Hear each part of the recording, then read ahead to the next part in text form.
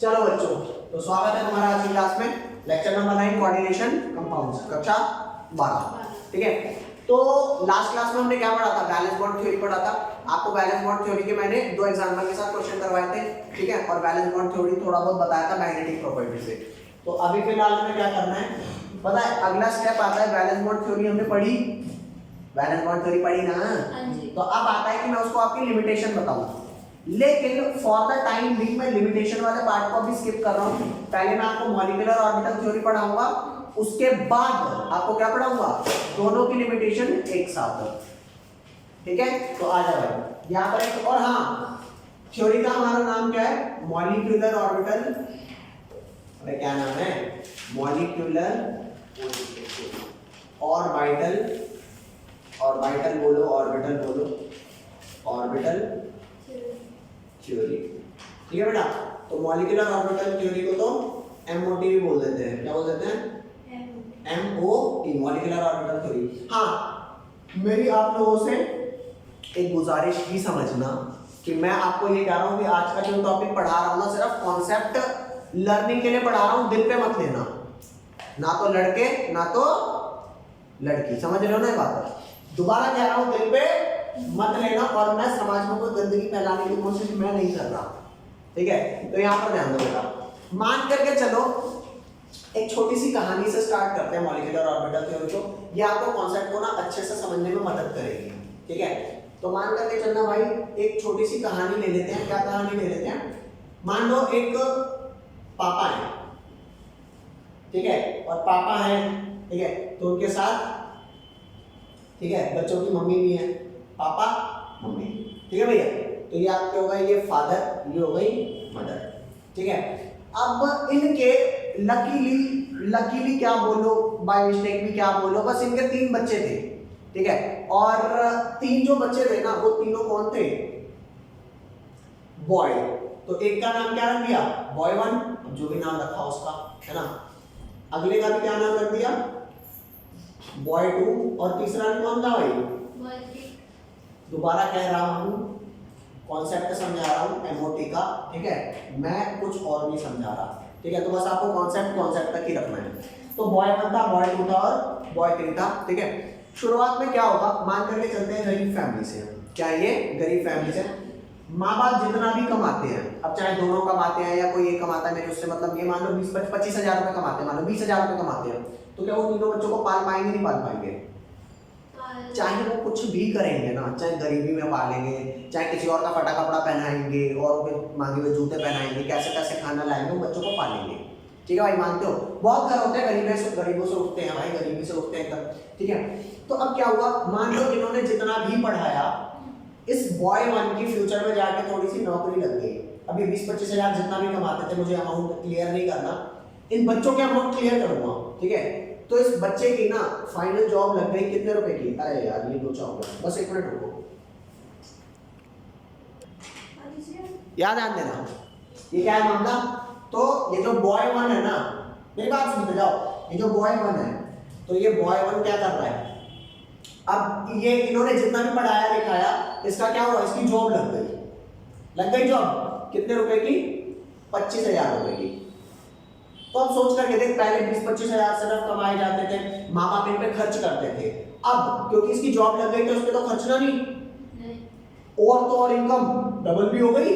अरे 25 थी तो 25-50 हो गई, तो अब इनमें थोड़ा और अच्छा खर्च पाएंगे। खर्च पाएंगे नहीं खर्च पाएंगे। तो जब इनका बॉय 1, ठीक है, कमाने लग गया, तो भाई घर का स्टेटस थोड़ा लेवल बढ़ेगा नहीं बढ़ेगा? बढ़ेगा। चलो भैया, मजे एकदम बढ़ रहा है लेवल। अब नेक्स्ट आता है हमारा क्या? नेक्स्ट हमारा आता है कि भाई अब क्योंकि बॉय 1 बड़ा हो रहा है, तो इसकी शादी भी करी जाएगी नहीं करी जाएगी? हमने इसकी शादी कर दी गर्ल 1 से। ठीक है भाई साहब, बच्चे बड़े खुश, ये भाभी भाभी भाभी, वो भी भाभी भाभी कहते बोल लेंगे। हाँ भाई, ठीक है। एक मम्मी को थी जो खाना बढ़िया बना के देती थी, भाभी माँ और आ गई, वो भी खाना वाना बना के देगी। ठीक है भाई, चलो। तो अब क्या हुआ? जब इन्होंने और अच्छी बच्चों को शिक्षा देने की कोशिश करी, बढ़िया टेक्नोलॉजी, बढ़िया एजुकेशन, इन बच्चों ने भी अच्छा ग्रोथ करना चालू किया। ठीक है, फिर ये सब हाइपोथेटिकल है ताकि मैं आपको एक कॉन्सेप्ट समझा पाऊँ, वरना कॉन्सेप्ट में थोड़ी सी दिक्कत आएगी। तो इन्होंने क्या करा? बॉय 2 को पढ़ाया और बॉय 2 की भी ना फाइनल अच्छी शिक्षा विक्षा मिली, तो इसकी भी थोड़ी इनकम सी लग गई। कितनी लग गई भैया इसकी थोड़ी अच्छी ही लग गई। कितनी? 2,25,000 रुपए। अब घर का लेवल थोड़ा बढ़िया हो गया भाई साहब, गाड़ी शाड़ी फुल एकदम है ना, मजे कर रहे हैं हम, ठीक है। अब घर की एवरेज इनकम तो 2.5 लाख रुपए हो गई ना, हो गई, ठीक है। अब क्या है, अब क्योंकि बच्चा बड़ा हुआ, अभी तो साथ ही तक रह रहे थे, साथ रह रहे थे। अरे जब माँ बाप नहीं, बच्चे नहीं कमाते थे, माँ बाप कमाते थे तो साथ ही तो रहते थे। ये कमाया फिर भी साथ रह रहे थे। अब किसकी शादी हो रही है? किससे? गर्ल 2 से, ठीक है। फिर इन्होंने अच्छा पैसा खर्चना चालू किया, फॉरेन भेजा इस बच्चे को, बढ़िया और बढ़िया स्टडीज, बच्चा भी अच्छा था क्योंकि जिम्मेदार था, बिगड़ा नहीं, ठीक है। फिर फ्यूचर में इसकी भी जॉब लग गई। कितनी जॉब लग गई? 5 लाख रुपए पर मंथ। मतलब क्या मैं कह सकता हूँ घर का इंक्रीमेंट ही हो रहा है, घर का इंक्रीमेंट हो रहा है और अच्छा इंक्रीमेंट हो रहा है। जब अब आप 25,000 रुपए मात्र कमाते थे तो भी ये घर साथ रहता था, चलता था, मरे तो नहीं ना, जिंदगी तो इन्होंने भी आगे स्टैब्लिश करी ना, और वो इस स्टेप तक पहुंचे। बिना मेहनत के तो यहाँ तक नहीं पहुंचा होगा ना बच्चा, तो 5 लाख तक पहुंचा। अब क्योंकि बच्चा भाई सब ये पहले घर तो अकेला 25,000 में चल रहा था, अब अगर मैं ये भी मानूं कि चलो माँ बाप ने कमाना बंद कर दिया है, क्योंकि भाई अच्छी खासा लेवल तक पहुंच चुके हैं, तो चेक करके देख, 25,000 प्लस 2.25 लाख, 2.5 लाख, और 2.5 लाख प्लस 5 लाख, 7.5 लाख रुपए। तो अगर मैं कहूँ कि ठीक है माँ बाप तो सबकी जिम्मेदारी है, माँ बाप सबकी जिम्मेदारी है, तो अभी घर में फिलहाल कितनी फैमिली हो जाएगी अगर मैं इस बॉय की भी शादी कर दूं? इस बॉय की किससे शादी कर दी? गर्ल 3 से कर दी शादी, तो अभी फिलहाल 3 फैमिलीज यहाँ पर हो गई। अरे माँ बाप तो सबके हैं ना, तो 3 फैमिलीज हो गई। अगर ये तीनों अपना पैसा जोड़ दें और डिवाइड कर दें बाय 3, तो 7.5 लाख रुपए हो गए, और 7.5 लाख तो पर फैमिली कितने रुपए बट्टे? 7.5 लाख रुपए, 2.5 लाख, 2.5 लाख 5 लाख, और 2.5 लाख 7.5 लाख हो गए। तो सोच करके देख, हर पेयर एक रॉयल लाइफ जिएगा नहीं जिएगा? मैं आज के हिसाब से बात कर रहा हूँ, 2.5 लाख रुपए बहुत अच्छी इनकम है, अच्छी इनकम है कि नहीं? अब तू मेरे को बता, इसमें से सबसे ज्यादा कौन सी वाली चिढ़ेगी? नहीं, फर्स्ट वाली, दूसरा हस्बैंड का कमा रहा है, लेकिन मजे तो 2.5 लाख नहीं ले रही है। थर्ड वाली चिढ़ेगी, हस्बैंड ज्यादा कमा रहा है बट सब में वो कहेगी अजी क्या कर रहे हो, हम ना अलग रहते हैं। यार लड़के तीनों एक घर के, लड़कियां थोड़े, उसके लिए तो आप ही सर्वे सरवाओ, हाथ मार के पापा मम्मी और ले लो। मैं दोबारा कह रहा हूँ, मैं ये कॉन्सेप्ट समझाने की कोशिश कर रहा हूँ, ये जब सारा समझा दूंगा तो ये कॉन्सेप्ट आपका सिर्फ चुटकियों में हो जाएगा, ठीक है। मैं कुछ समाज के प्रति कुछ नहीं कह रहा, ठीक है। तो अगर ये अलग ना भी होना चाहे ना, तो क्योंकि अलग अलग घर से है ना, इनको कोई लगाव तो है नहीं, क्योंकि इनका अपना भी तो घर है ना, एक वहां से लगाव होगा।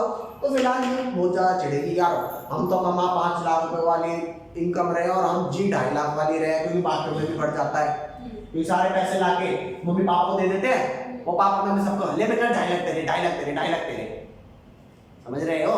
यहाँ मेरी बात सुनो, अगर ये सारे एक साथ रहते तो ये मजे कितने रुपए के मारते? 2.5 लाख रुपए के हर फैमिली मजे मारती, लेकिन बेटे वो तो तब मारती ना जब सारे एक साथ रहते।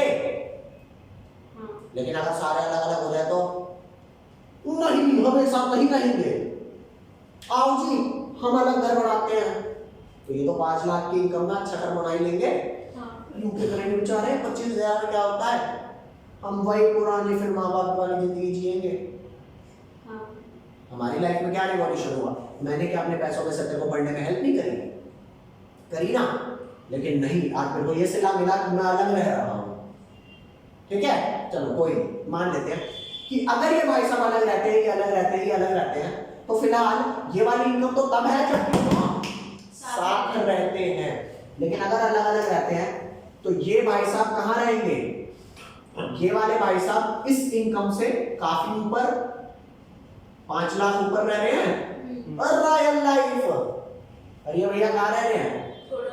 जी वो जो इनकम है ना उससे हमें ज्यादा फर्क नहीं पड़ा। तो मार दो लाख में, वी आर कैपेबल। तू अपनी इनकम में से एवरेज करके बस 25,000 तो और एक्स्ट्रा दे रहा था, मुझे तो कोई फर्क ही नहीं पड़ा। मैं थोड़ी आइसक्रीम कम कर लूंगा, पहले 2.5 लाख रुपए की मौज मार रहा था, कितने की मौज मारूंगा? 2,25,000। 2,25,000। समझ रहे हो बात? सबसे ज्यादा फर्क किस पे पड़ा? 25,000। इस पे पड़ा ना फर्क। तो यही वो बेचारा है जो सबसे नीचे है। तो यू गाइस टेल मी, ये कितना नीचे है? मात्र 25,000। अरे 2.5 लाख से 25,000 तो कम हुए। तो ये भैया मात्र नीचे हैं 25,000। वहां दिखाई दे रहा है सही से? हाँ दिख तो रहा है। 2.5 लाख, 2.25 लाख, 25,000, 25। ये भाई साहब मात्र 25,000 नीचे हैं। ये भाई साहब कितने नीचे हैं? 2 लाख। और यार मेरी तो जिंदगी खराब हो गई। पुनीत भैया भाई छोटे भाई साहब रहते हैं ना, इनकी नहीं सुनते। ये भी कहेगा अरे क्या तो सही रह गया है ना। तो इस बेचारे का कितना लॉस हुआ? ये -25,000 नीचे है बस। और ये कितना माइनस है? 2,25,000। 2,25,000। ये इसी दिन का तो इंतजार था। देख साथ रहने में कितना नुकसान था, अकेले रहने में कितना फायदा है। ओहो, सीधा सीधा 2.5 लाख और मजे। समझ गए? इसी डायग्राम को एक बार और बना दो थोड़ा सा इसके हिसाब से। यहाँ ध्यान देना। देखो ये मैंने कहा ये लाल लाइन तब है जब सारे साथ रहते हैं। और ये काली लाइन वो है जो सब अलग अलग हो गए। और ये वैल्यूज जो नीचे हैं ये वो है कि अगर साथ रहते तो इतने की मजे मार रहे थे, लेकिन अकेले रह रहे हैं तो इतने कम की। ये तो इतने कम की मजे मार रहा है, ये तो बेचारा मजे मार ही नहीं पा रहा। और ये अब ऐसा असली जिंदगी का। समझ गए? तो इसी डायग्राम का थोड़ा सा रीमेक करता हूं। ठीक है?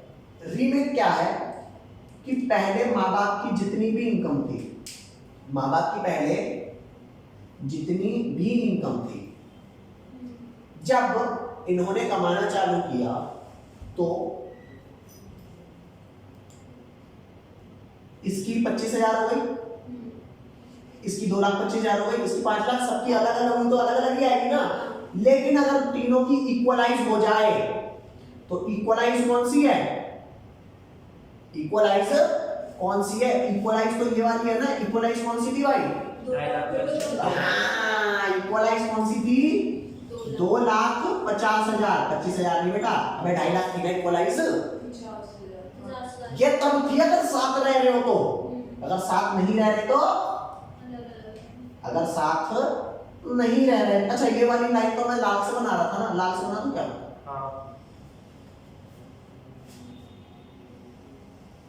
ठीक है, ये तो तब है जब इक्वलाइज थी। लेकिन क्योंकि ये इक्वलाइज रह नहीं रहे, जुदा जुदा हो गए हैं, तो एक बंदा कहां तक पहुंचा है?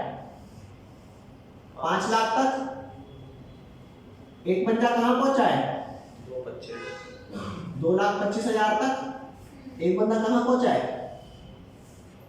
मात्र 25,000 तक, है ना। और ये जो लाइन है, ये तो वो लाइन है ना कि काश हम साथ रह रहे होते तो इतने ही मजे होते। लेकिन क्योंकि साथ नहीं रह रहे तो फिलहाल ये आपका क्या हो गया? ये वो वाली लाइन है जो तब होती जब साथ होते, लेकिन ये तो साथ रह ही नहीं रहे, तो क्या ये कोई लाइन है?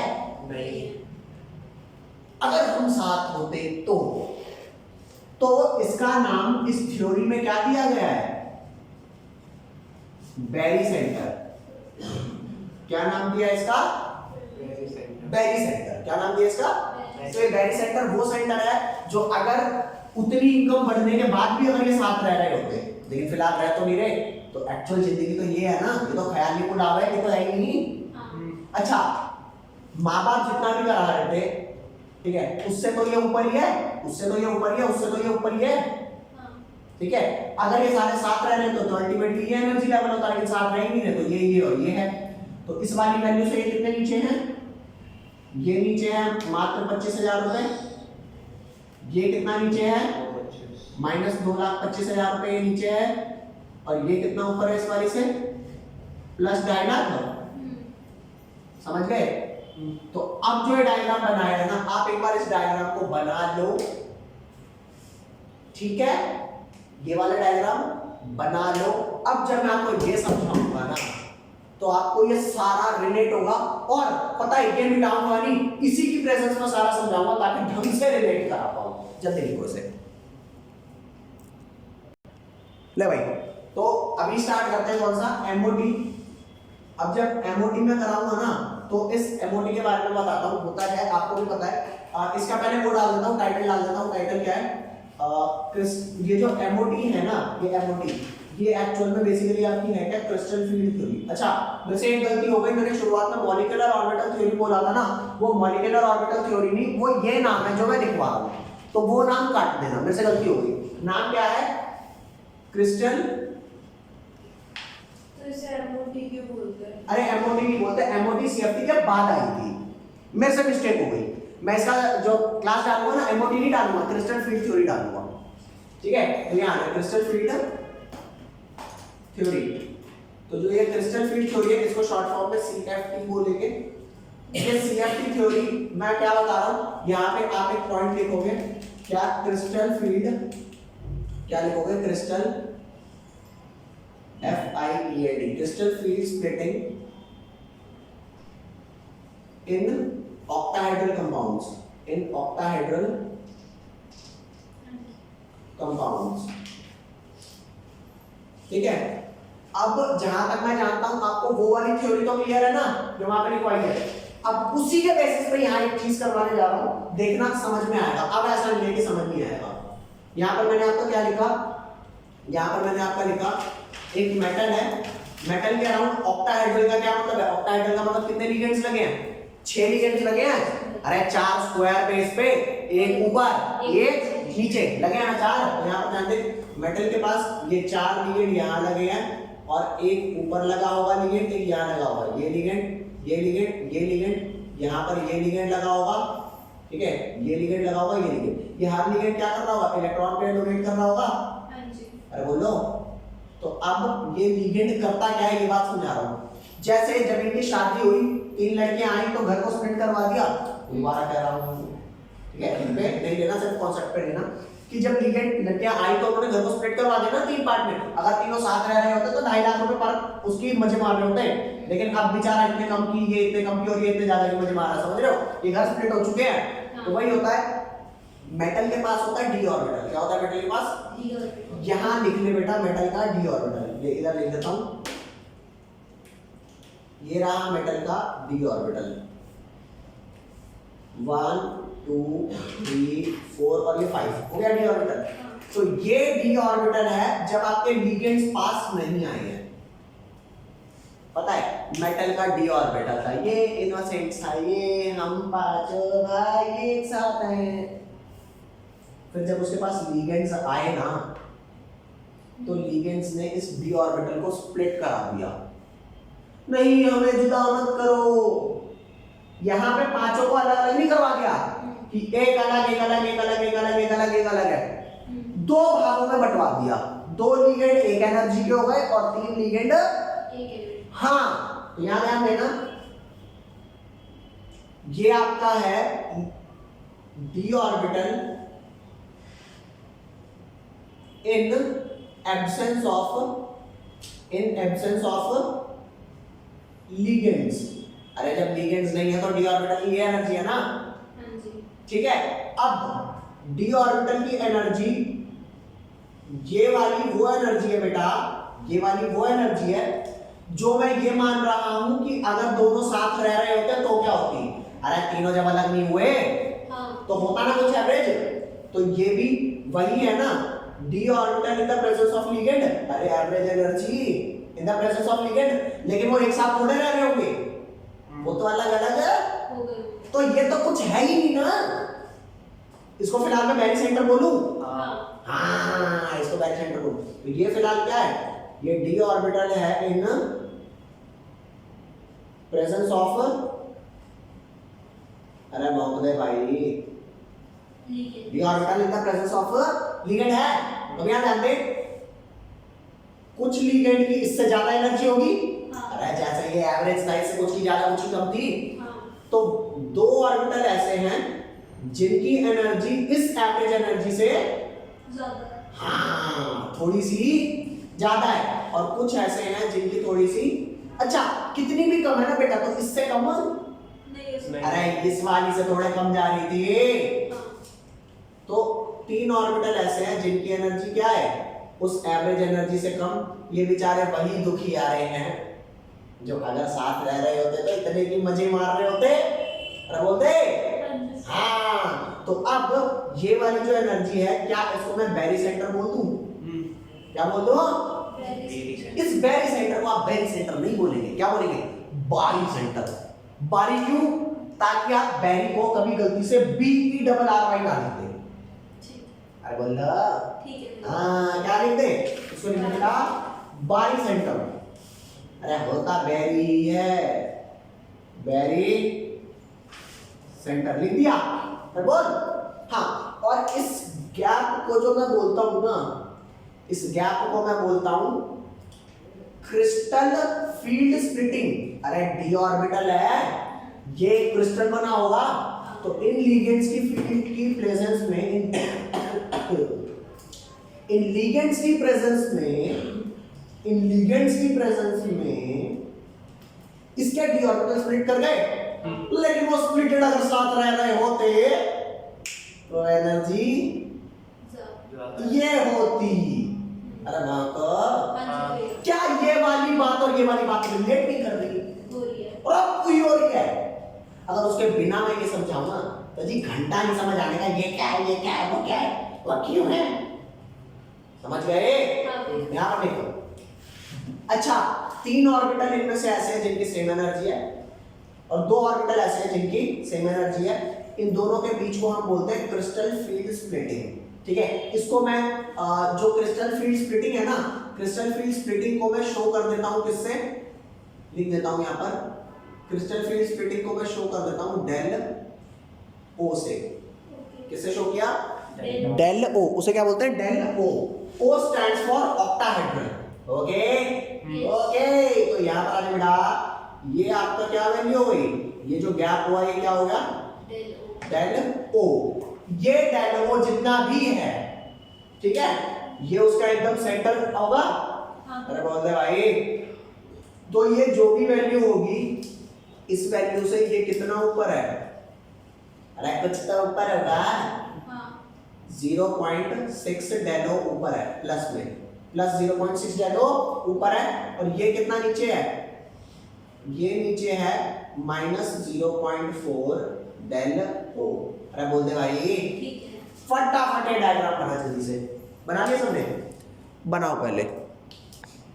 हाँ, तो ये जो तीन ऑर्बिटल अब साथ, देख पहले तो ये पूरा डी ऑर्बिटल कहलाता था ना, अभी डी ऑर्बिटल क्या हो गया? बिखर गया, है ना। तो अब इनको डी ऑर्बिटल तो बोलेंगे, लेकिन ये डी ऑर्बिटल के बिखरे हुए पार्ट्स है ना, जिसमें तीन ऑर्बिटल एक साथ और दो ऑर्बिटल एक साथ रह रहे हैं।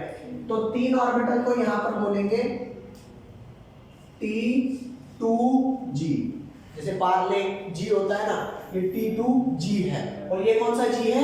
EG। वेरी नाइस, T2G और EG। अब मेरी बात सुन भाई साहब, देख देख देख, ओए पीना बंद कर दो, यहाँ ध्यान दे।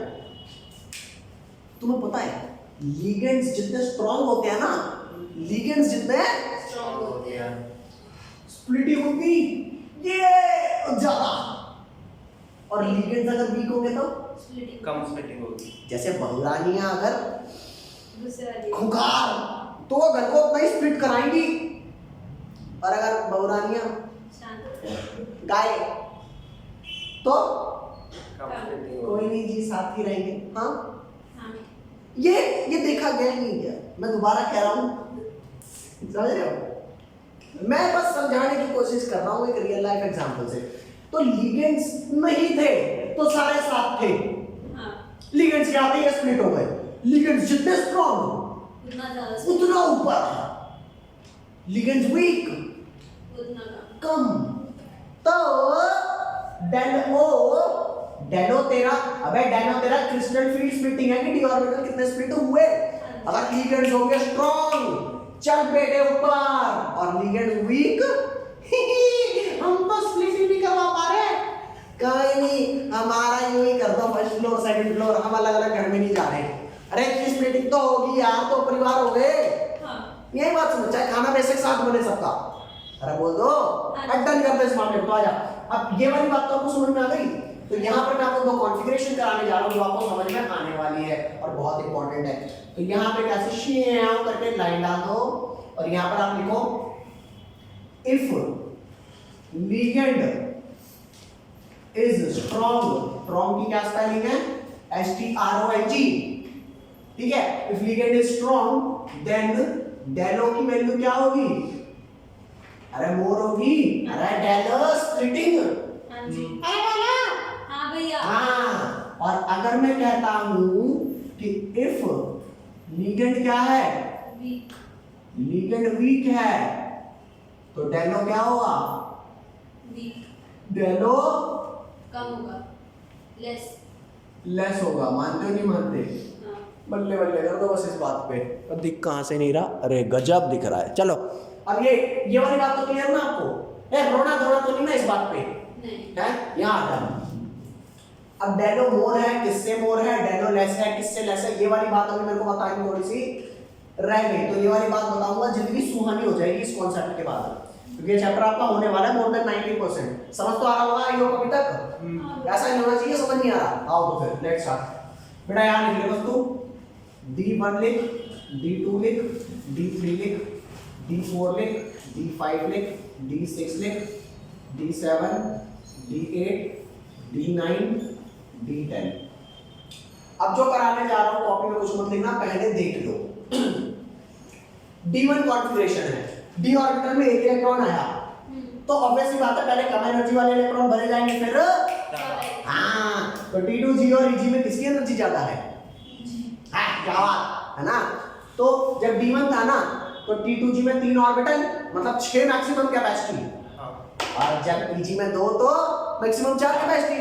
तो उन्होंने कहा जी एक ही इलेक्ट्रॉन है, कौन लेगा वो एक इलेक्ट्रॉन? हाँ, Tg, T2G, T2G, T2G। अरे क्यों? अरे कम एनर्जी किसकी है? ये सारे इंक्रीजिंग एनर्जी लेवल पे है। ये देख क्या लिखा है, ये एनर्जी बढ़ रही है ना। अरे तुम्हें दिख रहा नहीं दिख रहा? दिख रहा है। और लिटिल लिटिल दिख रहा है, रुक जा यहाँ पहले कर देता हूँ। दिख रहा है ना? हाँ दिख रहा है, तो ले फिर इधर कर दिया। अब तो कुल मिला करके ये जब D1 आपका आया तो पहला इलेक्ट्रॉन किसमें जाएगा? T2G। ये T2G 1 में आ गया, हटा देते हैं। तो ले बेटा इसकी कॉन्फ़िगरेशन क्या हो गई? T2G 1 और Eg क्या? 0। और अगर D2 आएगा तो T2 Eg। अरे गजब। तो इधर ध्यान दें, T2G 2 Eg 0, D3 आया T2G 3 Eg 0। लेकिन अगर D4 आएगा तो ये 3 रहेगा और 1 हो जाएगा। नहीं नहीं नहीं नहीं नहीं नहीं नहीं नहीं नहीं नहीं ये 4 अभी ये तो 6 तक जाएगा। Let me tell you guys, होता क्या है, अब चौथा इलेक्ट्रॉन आया, चौथा इलेक्ट्रॉन कहेगा मैं यहीं पे पेयर हो जाऊं या ऊपर चलूं? पेयर होगा 6। तो हर कोई चाहता है मैं तो किसी का चाहता रहूं, क्योंकि इलेक्ट्रॉन आ रहा है चौथा, ये भी इलेक्ट्रॉन है, इलेक्ट्रॉन इलेक्ट्रॉन रिपेल करेंगे कि नहीं? तो अगर आपको इसे पेयर कराना है तो पेयरिंग कराने में एनर्जी लगेगी नहीं लगेगी? लगेगी। तो पेयरिंग एनर्जी भी चाहिए होती है कि मैं पेयर हो पाऊं। हे भगवान इतनी शक्ति मुझे देना कि मैं पेयर हो पाऊं उसके साथ। क्यों? वह भी नेगेटिव, मैं भी नेगेटिव, रिपल्शन होगी, है ना।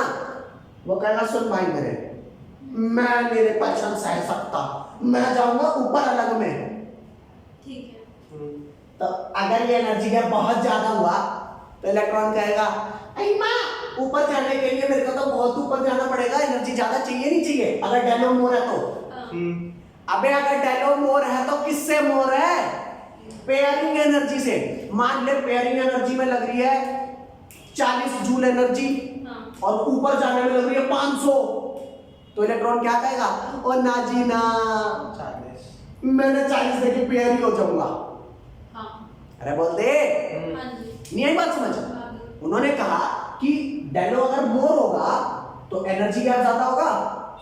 पेयरिंग में मान लो 40 जूल एनर्जी लगी है और ऊपर जाने के लिए 500 देनी पड़ रही है, तो बंदा 500 खर्चेगा, 40 देगा। जैसे मैं तुमसे कहूं हाँ कम सेफ्टी वाली गाड़ी खरीदोगे या ज्यादा सेफ्टी वाली? हाँ तो खरीद ले ऑडी BMW। पैसा कितना देना पड़ेगा ना। मैं तो वैगनर ही चला लूंगा, कम सेफ्टी वाले तो क्या हुआ, कम पैसा भी तो है, आराम से चला लूंगा। नहीं बात समझ? प्रभाव दे तो यहाँ पर ध्यान दे, अगर मैं कहता हूं ना कि अगर डेलो मोर है तो किससे मोर है? डेलो मोर है पीई। ये पीई क्या है? Pairing energy. अरे पेयरिंग के लिए भी तो कोई एनर्जी चाहिए यार, समझ रहे हो? तो चौथा इलेक्ट्रॉन आएगा, कहेगा ना जी ना मैं नहीं जा रहा ऊपर, क्योंकि भाई बहुत एनर्जी मांग रहा, मैं ना यही पेयर हो जाऊंगा। ठीक है, तो ये क्या होगा? T2G 4 EG 0 D5 भी कहेगा अजी मैं भी नहीं जा रहा ऊपर, T2G 5 EG 0 D6 भी कहेगा T2G 6 EG। मजा आया नहीं आया? अब सातवां इलेक्ट्रॉन आया, कहेगा जी मैं भी नहीं जा रहा ऊपर, बहुत एनर्जी चाहिए। कहेगा ससुर मेरी गोद में बैठेगा, भर तो लिए हम सब दो जगह ही है तो ऊपर बैठे जाना पड़ेगा। मान ले अगर 4 लाख की गाड़ी नहीं आती तो या तो मैं गाड़ी में नहीं चलता, या तो मैं 50 लाख की खरीदता, कुछ तो करता ना। तो सातवें इलेक्ट्रॉन को भरना तो है ही है, तो बताओ वो ऊपर जाएगा नहीं जाएगा? जाएगा। अब जाएगा तो क्या होगा? T2G 6 EG 1 T2G 6 EG 2 T2G 6 EG 3 और ये क्या हो गया? T2G 6 EG 4। समझ आया नहीं आया? अब लिख बाद में लेना, पहले ये वाला कर लिया ना, साइमल्टेनियसली वो भी कर लो, अरे साथ ही साथ कर लो। ये देख यहाँ पे भी मैं सारे लिख देता हूँ एक बार, कौन से D1 से लेकर D10 तक लिख दूं, फिर धड़ाधड़ भरते चलेंगे। ये देख ये भी तेरा D1 हो गया, ये तेरा क्या हो गया D2, ये क्या होगा D3 D4 D5 D6 D7 D8 हाँ नहीं, तू खुद बताना ना सेम होगा कि नहीं होगा। क्या जानते? अब डेलो लेस है कि नहीं लेस? तो अगर मैं कह रहा हूं डेलो लेस है तो किससे लेस है? पेयरिंग एनर्जी से। अरे पेयरिंग होने के लिए एनर्जी चाहिए, पेयरिंग के लिए जितनी चाहिए डेलो उससे भी कम है। अरे बोलो यहाँ ध्यान दे। तो जब D1 आया तो क्या भरा? T2J 1 EG कितना? 0। जब D2 आया T2J 2 AJ 0, D3 आया T2J 3 AJ 0, चौथा आया वो ऊपर से ले आया। क्यों? हाँ वो कह रहा है कि बेटे पेयरिंग में लगती है 40 जूल और ऊपर जाने में मात्र 20 जूल, तो घंटा में पेयर होने आ रहा हूँ, मैं तो ऊपर जाऊंगा ना। रिपल्शन नहीं, मजे ये मजा आया कि नहीं आया? बोलो। तो यहाँ पे हो गया था D4 क्या हुआ? T2G 3 ही रहेगा लेकिन EG क्या हो जाएगा? EG 1। ओ बल्ले भाई साहब, उतना पैसा भी नहीं खर्च हुआ, पेयर भी नहीं होना पड़ा। पेयरिंग में बल्कि कई बार ऐसा होता है ना कि बंदा भाई साहब इसमें रिफिल डाल दो, सस्ती आएगी नहीं आएगी? अजी भाई साहब 4 रुपए की रिफिल है, ये लो 3 रुपए का लिखो फेंको पेन। यही तो खासियत है उस पेन की कि जितने की रिफिल नहीं आती ना 5 रुपए वाले पेन की, उससे कम में तो पेन नहीं आ जा रहा है, और क्या चाहिए? समझ गए? तो यहाँ पे क्या हुआ? यहाँ पे तेरा वही हुआ T2J 3 EJ 2। अब जब छठा इलेक्ट्रॉन आएगा वो नीचे भरेगा, क्योंकि पेयर उसे नीचे क्यों ना है? पेयर उसे तो एक्स्ट्रा एनर्जी देके क्यों पे आऊं, कम में ही लूंगा ना। अरे नहीं आएगा समझ? अब बता कहाँ दिक्कत है? बोल। वो ऊपर ही क्यों नहीं जा रहा जब से ऊपर पैदा हो रहा है? किसमें? EG में 6 वाले को। छठे वाले को नहीं, छठा वाला यहाँ भी पेयरिंग एनर्जी तो लगाएगा ही लगाएगा, क्योंकि 3 तो यहाँ भी भरे एनर्जी और 2 यहाँ भरे, पेयरिंग यहाँ भी लगाएगा। लेकिन यहाँ आने के लिए ऊपर और एक्स्ट्रा डेलो देना पड़ेगा, जबकि यहाँ डेलो फायदा तो नीचे ही है ना जी। समझ गए? तो ले आजा। अगले का क्या होगा? अभी ये वाली बात रटनी है या समझनी है? समझ ये प्रॉपर समझनी है बेटा। अब T2G 5 EG 2 फिर यहाँ पे T2G 6Eg2। हाँ, अब ये कह रहा है कि यार अब तो नीचे भरी गए गैस की वो जब तो ऊपर जाना है, तो जब इनके पास पॉसिबिलिटी होती है तो ये आगे पीछे कर सकते हैं, वरना जब पॉसिबिलिटी नहीं है तो कोई फर्क ही नहीं है जी। अब बोलो ये कॉन्सेप्ट कोई कह दे कि ये तो रटना है जी, ये तो रटना ही नहीं। और कई लोग कहते हैं ना मेरे को ये डायग्राम का मतलब नहीं आता समझ, क्या तुम, मैं कह रहा हूँ तुम किसी को समझा पाओ या ना समझा पाओ, लेकिन खुद तो जानते हो ये कब आए हैं, है ना। और अगर तुमने गलती से किसी को जाके समझा भी दिए ना भाई साहब, फिर तुम मान लो ये क्रिस्टल फील्ड थ्योरी जो है ना, ओहो मजे ही मजे, समझ गए हमको। बताइए भाई साहब। तो अच्छा बस एक आखिरी चीज इसकी और देख ले। हाँ एक चीज पूछनी है, हाँ। जो इसमें T2G है हाँ। वो हम लोगों ने पहले T2G क्यों भरे, पहले Eg क्यों नहीं भरे? वो इसलिए क्योंकि ये इंक्रीजिंग ऑर्डर ऑफ एनर्जी के बेसिस पे कम एनर्जी का पहले भरा जाता है, बाद वाली का बाद में, ठीक है, मतलब ज्यादा वाली का बाद में। अच्छा फर्क देख कहाँ कहाँ आ रहा है, चाहे आपका डेलो मोर है चाहे आपका डेलो, अच्छा इस केस में डेलो अगर लेस है तो डेलो किससे लेस है बेटा, लेस देन पेयरिंग एनर्जी ना। कई लोग इस पेयरिंग एनर्जी को सिर्फ P से भी लिख देते हैं, बोलते भाई यहाँ तक कोई डाउट हो तो बता। अच्छा मेरी बात एक और सुनना, चाहे डेलो मोर हो चाहे डेलो लेस हो, क्या D3 तक कोई फर्क दिख रहा है आप लोगों को? नहीं, चेक करके देख ले फर्क कहाँ दिख रहा है। देख D8 के बाद भी कोई फर्क दिख रहा है, D8 के बाद कोई फर्क नहीं, तो फर्क आ कहाँ रहा है, इन्हीं केस में तो फर्क आ रहा है डेलो लेस और मोर होने का, बाकी तो सब सेम है। चल इसे लिख दे। तो ये आपको मैंने crystal field splitting in octahedral करा दिया। अब नेक्स्ट एक कराता हूँ क्रिस्टल फील्ड स्प्लिटिंग इन टेट्राहेड्रल, उससे पहले ये सारा आप बना लो जल्दी से। ले भाई ये वाला समझ में आया कि नहीं आया? ठीक है, और ये डायग्राम बता दो, ठीक है।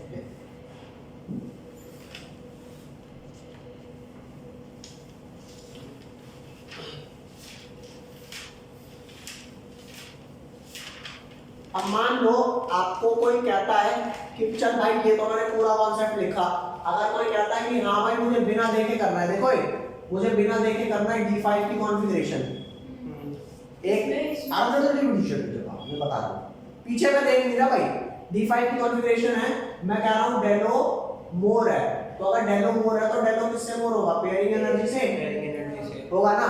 तो बंदा कहेगा यार अगर डेलो मोर है तो डेलो ऊपर जाने में ज्यादा एनर्जी लगेगी, तो बंदा कहेगा रहने दे यार इससे कम में तो मैं नीचे ही पेयर हो जाऊंगा।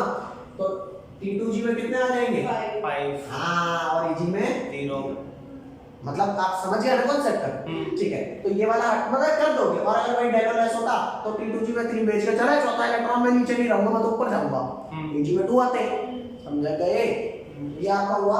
अब नेक्स्ट हम आते हैं हेडिंग डालो, वो सब हटा दो ना सारा। हाँ ले भाई ये सारा का सारा हटा देता हूँ, इसमें क्या हटा देता हूँ, ले हटा ही देता हूँ सारा।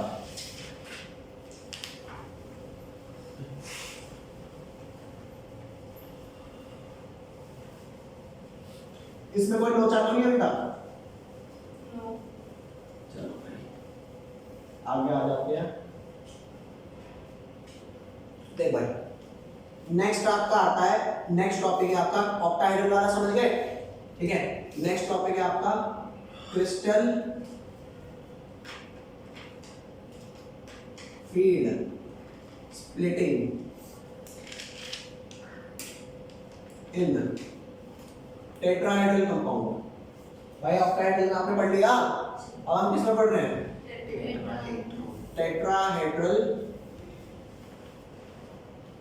कंपाउंड्स। टेट्राहेड्रल कंपाउंड्स में क्या होता है, आपके पास सेंटर में कोई मेटल होगा और यहाँ यहाँ यहाँ और यहाँ 4 लिगेंड लगे होंगे, नहीं लगे होंगे, है ना, और ये चारों लिगेंड डोनेट कर रहे होंगे इलेक्ट्रॉन पेयर, डोनेट कर रहे होंगे, ठीक है। तो टेट्राहेड्रल में एक बात बता, ऑक्टाहेड्रल में लिगेंड ज्यादा थे या टेट्राहेड्रल में? ऑक्टा में ज्यादा थे। तो ऑक्टा में ना स्प्लिटिंग ज्यादा होती है, लिगेंड ज्यादा स्प्लिटिंग ज्यादा, और टेट्राहेड्रल में लिगेंड कम है तो स्प्लिटिंग कम होगी। तो कौन ज्यादा पे डिपेंड कर रहा है, वीक और स्ट्रांग?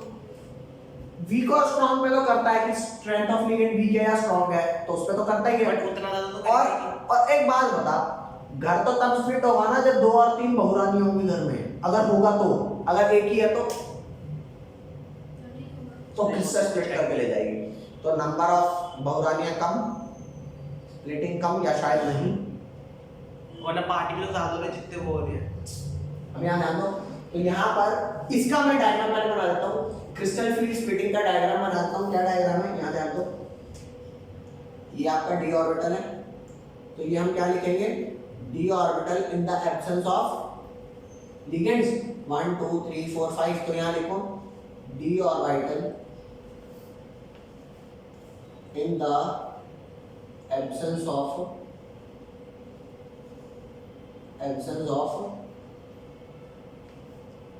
लिगेंड्स।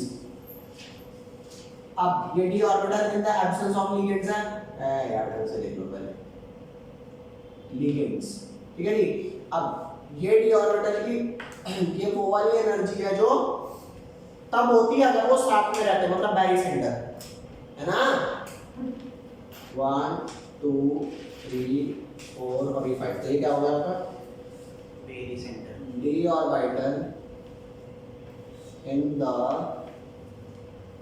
प्रेजेंस हो गया ना, अरे प्रेजेंस में average energy in the presence of ligands, ध्यान देना। अब देख उस वाले केस में कौन ऊपर था कौन नीचे था, T2G नीचे Eg ऊपर, यहाँ पे उल्टा है किसी वजह से, वो वजह अब आपको नहीं बताई जाएगी, मतलब हमें तो पता है लेकिन आपको नहीं बताई जाएगी। क्यों? वो इसलिए क्योंकि वो थोड़ा और एक्स्ट्रा हाई लेवल कोर्स हो जाता है ना यार, हमको बीएससी में पता लगी तो आपको कैसे पहले पता लग सकती है, ठीक है भाई, टिट फॉर टैट वाला मामला है। तो यहाँ पे 3 वाले लिगेंड ऊपर है, मतलब T2 हो गए ना, और यहाँ पे मात्र 2 वाले नीचे हैं। अब वहां पे T2G कहते थे ना, यहाँ पे सिर्फ T2 कहेंगे, G इज्जत खत्म, क्यों भाई, क्योंकि आपके पास एक चीज नहीं है, क्या जी अरे जी क्यों नहीं है भाई, तो कह रहा हूं क्योंकि आपके पास एक चीज नहीं है, वो चीज क्या होती है वो बताऊंगा, वो एक्सप्लेन करूंगा, वो है, और इसे क्या बोलेंगे सर, ई, ठीक है। और जैसे इसको मैं बीच वाले को क्या बोल रहा था, वेरी सेंटर, बारी सेंटर, और क्योंकि वो ऑक्टाइडल कंपाउंड था तो इस गैप को डेल्टा बोल रहे थे, यहाँ पे इस गैप को क्या बोलेंगे, डेल्टा टी, अरे O फॉर ऑक्टाइडल था वहां पे, यहाँ T फॉर क्या है, हाँ, तो ये तरह क्या होगा, ये होगा श्याम, और इस गैप को क्या बोलेंगे, डेल्टा टी। पहले -0.4 नीचे था ना, अरे 0.4 3 वाले के साथ था, ठीक है। अब यहाँ पे ये है +0.4 डेल टी, +0.4 डेल टी, और ये क्या है -0.6 del t, is that clear, about they, है ना। अच्छा, उस केस में मेरे पास 2 थे, डेलो मोर और डेलो लेस, तो यहाँ पर मैं लिखवा देता हूँ, since number of ligands in tetrahedral compound is lesser than the number of ligand in octahedral compound, तो यहाँ पे डेलो मोर और लेस वाला केस नहीं होता, तुम बता दो सिर्फ कौन सा होगा, लेस, हाँ, क्यों, अरे आप पोपुलो आदमी, क्योंकि इसमें क्योंकि लिगेंड्स कम है, हाँ लिगेंड्स कम है, समझ गए ना।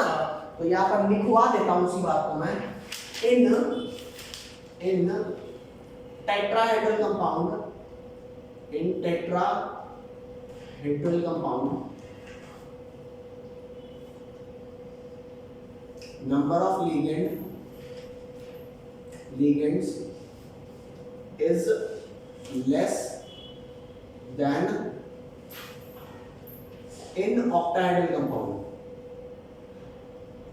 अरे बोल दे भाई, अरे यार ऑक्टाहेड्रल कंपाउंड में जितने भी लिगेंड थे यहाँ पे कम एनर्जी, मानते हो नहीं मानते, नंबर ऑफ लिगेंड यहाँ पर कम है, ठीक है। Because of this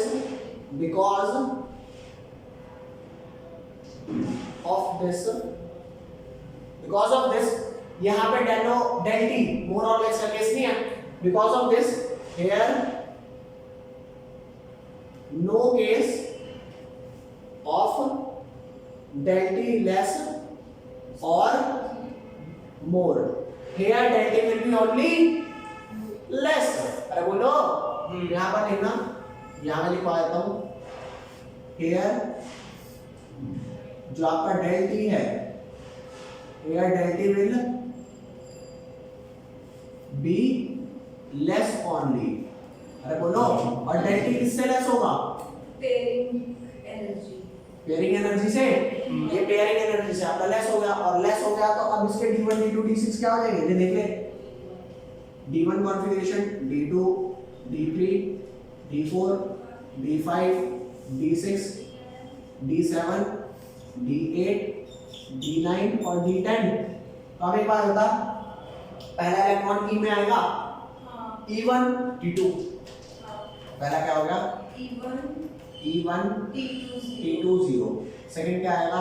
E2 T2 0। अब ये क्या था? तीसरा इलेक्ट्रॉन, वो तीसरा कहेगा यार मैं पेयरिंग में हूं या ऊपर चला जाऊं, तो बंदा कहेगा ऐसे कुछ पेयरिंग में एनर्जी दे लगी 40 जूल और ऊपर जाने में मात्र 4 जूल, तो डेल्टा तो कम है ना, तो क्यों पेयर हो रहा है?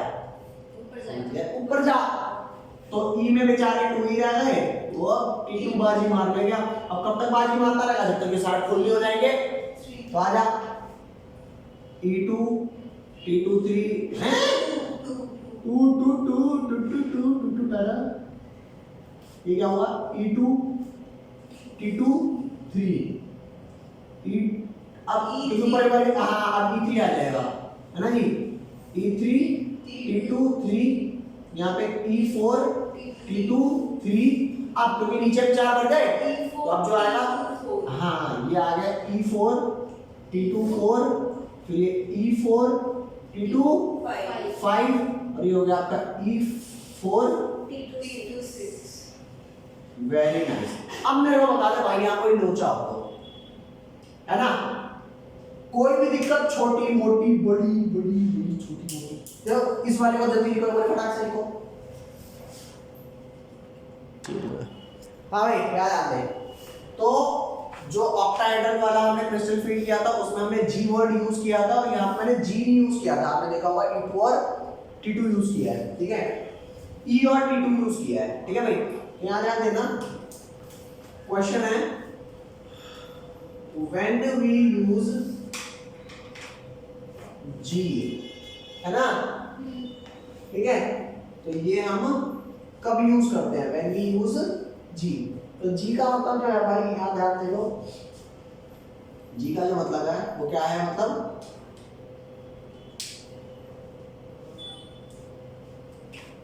आंसर। देखो पहले मैं लिख देता हूं फिर समझा देता हूं। G stands for